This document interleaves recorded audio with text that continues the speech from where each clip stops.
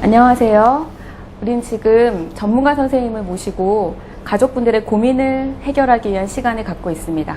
오늘 우리가 대화를 나눠볼 주제는요, 치료 중인 가족상담 그리고 퇴원 후 가족상담에 대한 내용입니다. 이 말씀을 나눠주시기 위해서 오늘 전문가 선생님 한 분 모셨는데요. 소개 드리도록 하겠습니다. 알코올 전문 한사랑병원 연구원장을 역임하시고 현재 양산병원장으로 근무하고 계신 이덕기 원장님입니다. 원장님 안녕하세요. 예, 저는 현재 양산병원의 병원장으로 있으면서 주로 알코올 의존 환자를 치료하고 있습니다. 오늘 아마 가족들이 가장 관심 있어 하는 주제들을 다뤄주실 것 같은데요. 좋은 말씀 부탁드립니다. 예, 좋습니다. 원장님, 아마 가장 궁금한 것 중에 하나일 것 같은데요. 어떤 경우에 외래에서 치료를 받고 어떤 경우에 입원 치료를 받게 되는지 궁금합니다. 예, 알코올 문제로 병원을 방문했을 경우 음주 충동이 너무 강화해서 단 하루도 술을 끊지 못하는 경우에, 그리고 몸이 떨리고 하는 금단 증상이 아주 심한 경우, 음주 때문에 신체적인 정신적인 쇠약이 아주 심한 경우, 그리고 자신의 음주 문제에 대한 병식이 전혀 없는 경우, 그리고 1차적으로 외래 치료를 한 후에 실패한 경우, 이런 경우에 입원 치료를 하게 됩니다. 알코올 중독에 대한 병식이 없는 경우라고 말씀하셨는데요. 병식이라는 게 어떤 건가요? 병식이라는 것은 자신이 음주가 병적인 상태이고 음주로 인해서 생활상의 문제가 생긴다는 것을 스스로 인지하는 것을 병식이라고 합니다. 자신의 음주 문제가 심각한데도 불구하고 자신이 전혀 음주 문제가 없다고 생각하기 때문에 술을 줄이거나 금주를 하려는 노력을 전혀 하지를 않습니다. 그래서 점차 음주 문제가 악화되기 때문에 입원 치료를 하는 수밖에 없는 경우가 대부분입니다. 이상과 같이 심한 경우에는 입원 치료를 하고, 이렇게 심하지 않는 경우에는 1차적으로 외로 치료부터 시작을 합니다. 그 다음에 또 가족들이 궁금한 거는, 그러면 알코올 중독 치료를 위해서 입원을 하게 되면 어떤 종류의 검사를 받게 되는가, 이게 좀 궁금할 것 같습니다. 예, 알코올 중독으로 입원을 하게 되면 1차적으로 의사와 면담을 하여 음주 상태가 병적인지를 파악을 하고, 그래서 알코올 의존인지 아닌지를 알아내게 됩니다. 둘째로 혈액검사나 의학적인 검사를 통해서 음주 문제에 따른 신체적인 이상, 심부전이나 간장애 등이 있는지를 알아보게 됩니다. 세 번째는 이제 심리적인 검사로 심리검사를 하여서 이 사람이 알코올 의존이 어느 정도 심한지, 어떤 유형인지를 알아보고, 또 알코올 의존에 자주 동반되는 정신질환인 우울증이나 불면증, 성격장애, 기억력 등의 인지장애가 있는지를 알아보게 됩니다. 그리고 마지막으로 알코올 의존인 경우 술에 취한 상태에서 넘어지거나 떨어져서 다치는 경우가 많기 때문에 이러한 골절이나 두부 외상이 있는지에 대해서도 검사를 통해서 알아내게 됩니다. 알코올 의존에서는 단순히 신체적인 문제만 생기는 것이 아니고 정신적인 문제도 생기고, 또 그동안의 음주 상태에서 다치거나 넘어지거나 이런 일이 발생할 수 있기 때문에 이런 종합적인 검사가 필요를 하게 됩니다. 우리 가족, 중독에 빠진 우리 가족이 초기 상태인지 중기 상태인지 말기 상태인지 병이 얼마나 심한지를 구분할 수 있는 방법이 있을까요? 물론 병원에 입원해서 정신과 의사가 검사를 통해서 알 수 있겠지만, 가족분들이 좀 비교적 알기 쉽게 할 수 있는 알코올 초기, 중기, 말기의 증상이 있습니다. 초기에 가장 뚜렷한 증상은 기억 상실이 발생하는 것입니다. 우리가 소위 필름이 끊긴다고 이야기를 하는 것이죠. 그래서 자신이 음주 중에 한 행동을 기억을 하지 못하게 됩니다. 그리고 알코올 의존이 중기에 가게 되면 가장 뚜렷한 증상이 조절장애가 발생하는 것입니다. 조절장애라는 것은 평균적으로 3번 정도 술을 마셨을 때 한 번 조절이 되지 않는 것입니다. 그래서 자신의 음주량이 조절되지 않아서 술에 취해서 실수를 하게 됩니다. 또 중기 상태에서는 성격의 변화도 일어나고 주로 혼자 술을 마시게 되고, 금단 증상과 같은 신체 증상이 생기고, 또 자신이 심리적으로 힘든 경우에 술을 마시지 않으면 해결이 안 된다는 심리 의존 증상도 생기게 됩니다. 이 중기를 거쳐서 말기가 되게 되면 가장 뚜렷한 증상이 24시간 이상 이어서 술을 마시는 것입니다. 아침에 일어나서 해장술을 마시는 것뿐만 아니고 낮에도 술을 마시게 되고, 또 술을 마시면서 거의 식사를 하지 않습니다. 그리고 간경화 같은 심각한 신체 합병증이 생기고 환각과 망상과 같은 정신장애도 생기게 되는 것이 말기의 증상입니다. 중간에 말씀하셨던 중기의 음주 조절 실패, 조절의 능력의 상실 이런 말씀을 하셨는데요. 그게 예를 들면 어떤 게 있을까요? 조절장애가 어쩌다가 한 번씩은 발생할 수 있기 때문에 그 음주 중에서 조절장애가 발생한 빈도를 종합적으로 계산을 해서 3번꼴로 한 번 정도 조절장애가 발생하면 이 사람의 경우 알코올 중독 중기인 조절장애가 왔다고 보는 것입니다. 알코올 중독의 금단 증상 아마 많은 분들이 알고 계실 것 같은데요. 어떤 것들이 있는지 좀 구체적으로 설명 부탁드리겠습니다. 예, 알코올 금단 증상 중에서 가장 흔한 증상은 불면증입니다. 술을 마시지 않는 날은 잠이 들기가 어렵고 자다가다 자주 깨고 하는 증상입니다. 이러한 불면증이 제일 흔한 증상입니다. 그 다음에는 손과 몸이 떨리는 진전 현상, 그리고 혈압이 올라간다든지 심장 박동이 빨라진다든지 하는 자율신경계 항진 증상, 그리고 심한 경우에는 간질을 한다든지 혹은 선망이라고 하는 정신착란증이 발생하기도 합니다. 그럼 그 얘기는 아주 평소에는 여기가 어디고 뭐 지금이 몇 월 며칠인지 알던 사람이 술을 많이 먹다가 갑자기 안 먹으면 갑자기 여기가 어딘지도 모르고 앞에 있는 사람도 못 알아보고 이런 증상들이 생긴다는 말씀이신가요? 예, 그렇습니다. 정신이 멀쩡한 사람이 갑자기 술을 끊거나 혹은 평소에 마시는 양을 반 이상을 줄이는 경우 이러한 선망 현상이 나타나기도 합니다. 알코올 중독의 합병증에는 어떤 것들이 있을까요? 알코올 중독의 합병증은 신체적인 합병증과 정신적인 합병증으로 나눌 수가 있습니다. 신체적인 합병증에는 위염이나 위궤양 같은 위장장애, 간염이나 간경화 같은 간장애, 그 다음에는 고혈압이나 당뇨, 췌장염 같은 신체 질병이 있습니다. 정신적인 합병증에는 우울증, 그 다음 불면증, 그리고 기억력이나 집중력이 떨어지는 인지장애가 흔히 오는 합병증입니다. 알코올 중독의 병이 심각해지면 정신적인 증상들도 나타나게 됩니까? 그렇습니다. 알코올 중독증에는 신체적인 질병만 걱정이 되는 것이 아니고 정신적인 문제에도 여러 가지 합병증이 생기게 됩니다. 가장 흔한 것은 10년 이상의 술을 장기적으로 마셨을 때 일어나는 성격 변화입니다. 성격이 급해지고 화를 잘 내고 자기 중심적으로 되고 하는 이러한 성격 변화가 일어나게 됩니다. 또한 그 음주 문제 때문에 자신의 열등감이 아주 심해져서 오히려 반대로 기고만장하고 잘난체를 하거나 이렇게 되기도 하지만 또는 심한 우울증에 빠져서 자살을 하기도 합니다.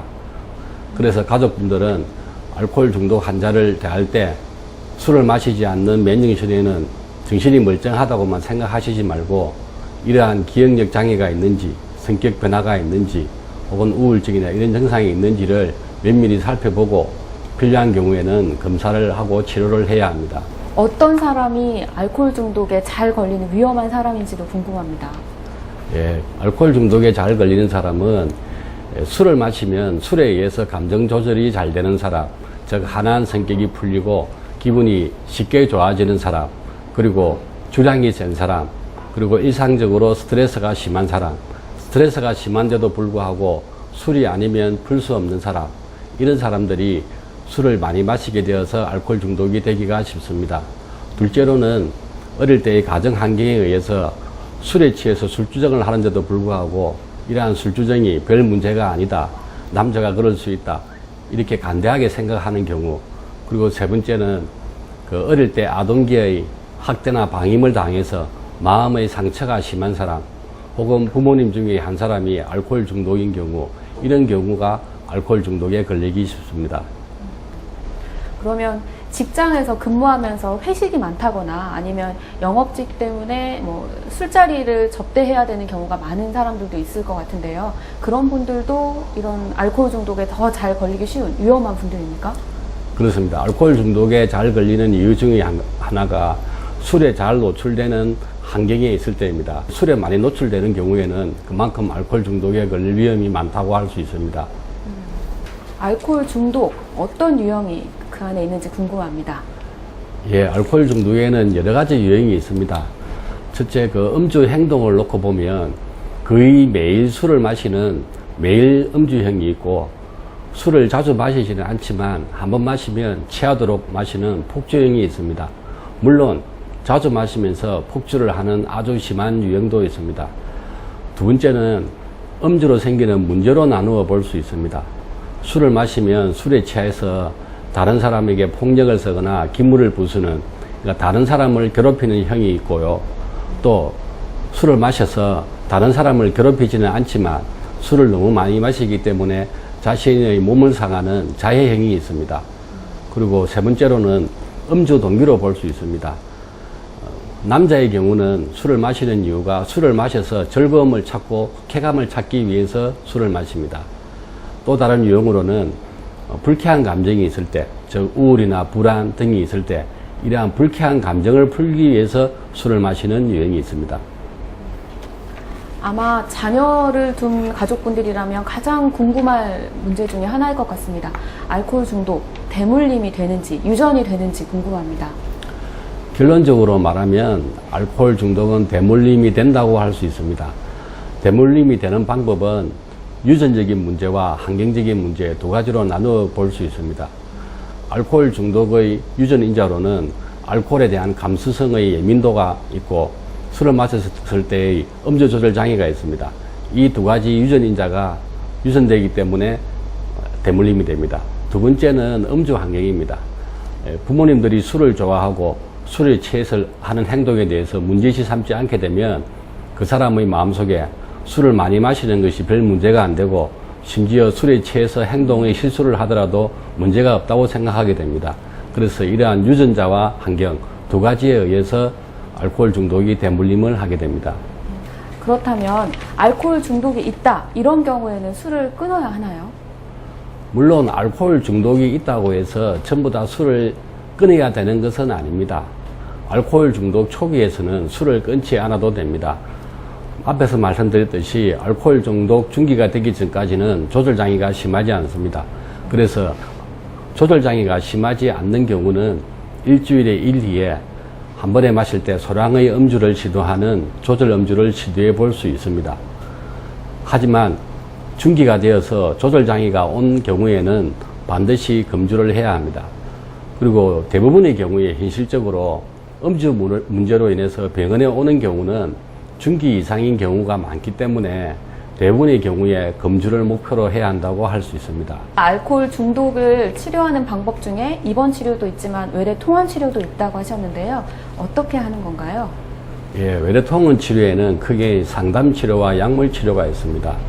상담 치료라는 것은 알코올 중독자가 치료자와 만나서 자신의 음주 문제와 자신의 생각, 감정에 대해서 이야기를 하고 또 치료자의 의견과 설명을 들어보고 또 자신의 음주 문제에 대해서 어떻게 해결할 것인지를 같이 의논을 하는 것입니다. 이렇게 상담 치료를 할 때 제일 중요한 것은 솔직하게 자신의 음주 문제와 다른 생활상의 문제를 말을 하는 것입니다. 솔직하게 말을 하지 않으면 문제가 그냥 넘어가기 때문에 절대 해결이 되지 않습니다. 그래서 상담 치료를 할 때는 반드시 솔직하게 이야기를 하셔야 됩니다. 그리고 대부분의 경우에는 알코올 중독에서는 음주 충동이 심하게 나타나서 자신의 의지력으로는 해결할 수 없는 경우가 많기 때문에 약물 치료가 필요합니다.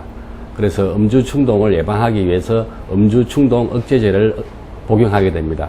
대체로 금주를 시도한 지 처음 6개월이나 1년 정도는 음주 충동 억제제를 복용을 합니다. 그리고 음주 문제만 있는 것이 아니고 불면증이나 우울증이나 감정 조절 장애나 이런 문제가 있기 때문에 이러한 정신적인 문제가 있을 때는 항우울제, 수면제, 감정 조절 억제제를 같이 복용하면서 치료를 받게 됩니다. 중독자가 외래 치료를 받고 있을 때 가족들은 어떻게 해야 합니까? 자신의 가족인 알코올 중독자가 외래 치료를 받고 있는 경우에는 우선 이 치료를 받고 있는 중독자의 외래 치료에 관심을 두어야 합니다. 외래 치료를 지속적으로 다니고 있는지, 약은 잘 복용하고 있는지 등을 계속 확인을 해야 합니다. 둘째로는 환자분에게만 치료를 맡겨서는 안 됩니다. 정기적으로 환자분과 함께 외래를 방문하여 의사에게 치료가 진척이 있는지 등을 확인을 해야 합니다. 알코올 중독증에 걸리면 자기도 모르게 자신의 음주 상태를 줄이고 숨기며 또 자신이 생기는 신체 증상이나 정신 증상을 감추게 됩니다. 따라서 이 의사와 함께 세 사람이 의논을 이러한 증상들을 찾아내게 됩니다. 세 번째, 이거는 흔한 경우인데요. 알코올 중독자가 금주를 시도하다가 생활상의 어려움 때문에 조절 음주를 시도하려고 노력을 합니다. 이러한 경우에 절대 중독 환자에게 동조를 해서는 안 되고요. 금주를 해야 된다는 것을 상기시키고 금주 노력을 하도록 해야 합니다. 그리고 마지막으로 외래 치료를 받다가 실수를 하여 음주를 하는 경우가 있습니다. 보통 중독자의 경우 음주를 하게 되면 이 음주 이유를 가족 탓이나 환경 탓으로 돌리고 변명을 합니다. 이런 경우에게 알코올 중독 환자에게 음주를 하는 것은 자신의 결정임을 주지시키고 금주를 하는 것이 자신의 판단임을 명심하도록 합니다. 아무래도 알코올 중독자와 함께 살게 되면 가족 역시 많이 힘들게 되는데요. 이런 경우 가족들 역시 마음의 병을 얻게 된다. 이건 역시 사실입니까? 그렇습니다. 예, 보통은 알코올 중독자만 술로 인해서 병을 얻고 가족은 건강하다고 생각하는데 그렇지 않습니다. 알코올 중독자의 만성적인 음주, 그리고 이러한 만성적인 음주를 하는 데 대한 그 가족의 실망, 그리고 술을 마시는 데 대해서 가족에 대한 변명, 또 가족에 대해서 신체적, 언어적 폭력, 또 알코올 중독자의 음주 문제에 따른 경제적인 어려움, 이러한 심리적인 상처가 계속 반복되기 때문에 가족들은 많은 병을 얻게 됩니다. 그래서 정신적으로 우울증이나 불안증, 스트레스 장애, 편두통 같은 게 생기게 되고, 그다음에 신체적으로는 고혈압이나 만성 통증 같은 신체적인 질병도 생기게 됩니다. 가족이 볼 때는 분명히 알코올 중독인데 본인은 거부하면서 치료를 받지 않겠다라고 할 때는 어떻게 해야 될까요? 이것이 가장 어려운 경우입니다. 이런 경우에는 가족들이 반복적으로 설득을 합니다. 한 번, 두 번 설득해서 안 될 수도 있습니다. 그렇지만은 포기하지 않고 주기적으로 설득을 합니다. 물론 설득을 하는 경우에 절대 술에 취한 상태에서는 하시지 말고 맨정신에서 자신의 음주 문제에 대해서 후회를 하거나 반성을 하는 경우에 설득을 합니다. 이렇게 설득을 하는데도 불구하고 되지 않는 경우에는 환자의 행동에 크게 영향을 미칠 수 있는, 환자가 좀 무서워하는, 예를 들어서 환자의 아버지나 삼촌, 어려워하는 선배, 이런 분을 찾아가서 함께 설득을 합니다. 끝끝내 알코올 중독 환자가 치료에 들어오지 않는 경우 배우자든지 하는 가족들만이라도 치료자를 찾아가서 상담을 받을 수 있습니다. 이걸 가족만의 상담이라고 하는데요. 알코올 중독 환자를 치료로 설득할 수 없는 경우 포기하시지 말고 가족분들이라도 계속 상담을 받아서 환자뿐만 아니고 가족분들도 건강을 찾도록 하는 것이 좋습니다.